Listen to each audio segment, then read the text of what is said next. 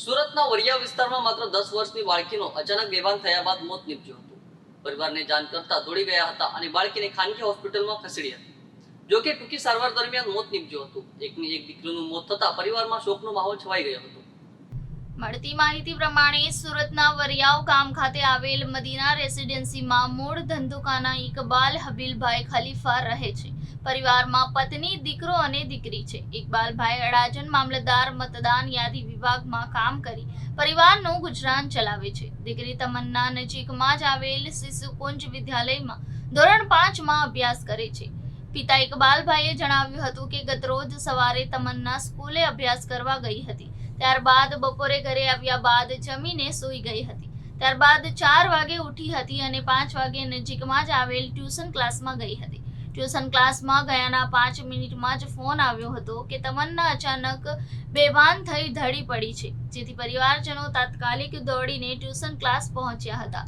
તમન્નાને તાત્કાલિક નજીકમાં આવેલ ખાનગી હોસ્પિટલમાં દાખલ કરી દેવામાં આવી હતી.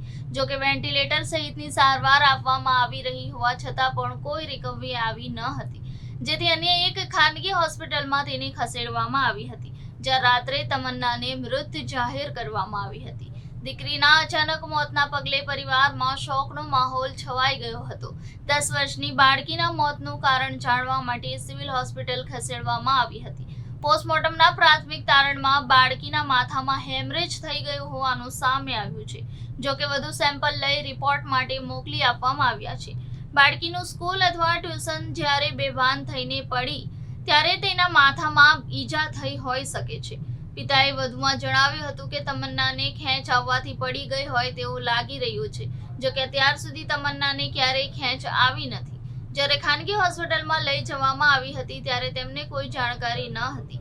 હોસ્પિટલમાં કોઈ રિકવરી પણ આવી રહી ન હતી. હાલ પોસ્ટમોર્ટમમાં તેને માથાના પાછળના ભાગે વાગવાથી લોહી જામી ગયું હોવાનું કહેવામાં આવ્યું છે. જી, તમારું નામ? ઇકબાલભાઈ હબીબભાઈ ખલીફા. શું ઘટના બની છે? ગઈકાલે મારી છોકરી ટ્યુશનમાં ગયેલી અને ત્યાંથી ટ્યુશન ટીચરનો ફોન આવ્યો કે તમારી છોકરી બેભાન થઈ ગઈ છે, લઈ જાઓ. એની મમ્મી એને ત્યાં લેવા ગઈ અને મોરાભાગલ કઈ હોસ્પિટલ હતી? નહીં, મોરાભાગલ સર્કલ પર એક હોસ્પિટલ છે, એની અંદર દાખલ કરી.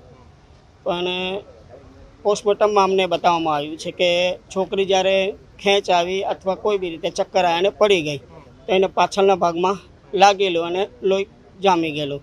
પણ ડૉક્ટરને એ વખતે કંઈ ખ્યાલ આવતો નહોતો. એમણે ઘણી કોશિશ કરી રિકવર આવે એના માટે, પણ હૃદયના ધબકારા અને બંધ થઈ ગયા અને બ્લડ બધી જગ્યાએ પહોંચતું નહોતું. એના હિસાબે એને ડિસ્ચાર્જ કરી જેનેબ હોસ્પિટલમાં. અને જેનેબ હોસ્પિટલમાં એમને બી ટ્રાય કરી અને 11 વાગે એમને મૃત ઘોષિત કરી દીધી. અને પોસ્ટમોર્ટમ કરવામાં આવેલા ત્યાં અમને જાણ થઈ કે ભાઈ પાછળના ભાગમાં એને વાગેલું છે અને બ્લડ જામી ગયેલું છે. એના હિસાબે આ બધું બન્યું છે. તમે શું કામકાજ કરો છો? હું મામલતદાર કચેરીમાં ઓપરેટર છું. તમે પરિવારમાં કોણ કોણ? પરિવારમાં મારો એક છોકરો, છોકરી અને મારી વાઈફ.